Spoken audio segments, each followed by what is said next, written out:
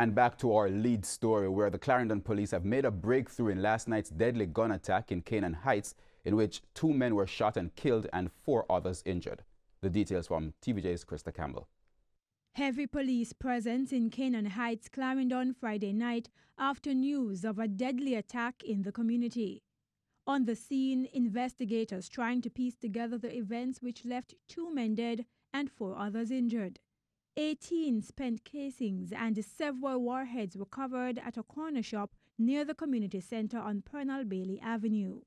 The men were at the shop when 2 gunmen reportedly barged in, opened fire, then escaped on foot.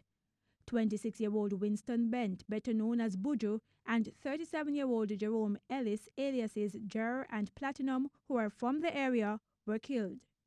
Mr. Ellis's sister, who did not want to speak on camera, believes he was in the wrong place at the wrong time. He has 2 children, and I don't know how they're going to cope now because they're like best friends. Whenever you see that brother, the first thing you will see is his teeth. Trust me. Once you see him, it's all smiles. Not a problem person, doesn't give any trouble or anything like that. Jovial. I don't know if him have any enemies.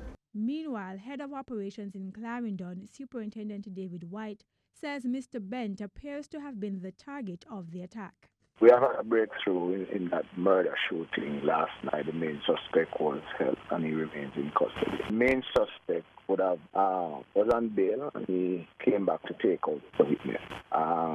We continue to do investigation because 1 man is still at large, which we hope to capture in short order.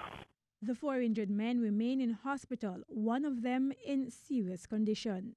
Krista Campbell, TVJ News.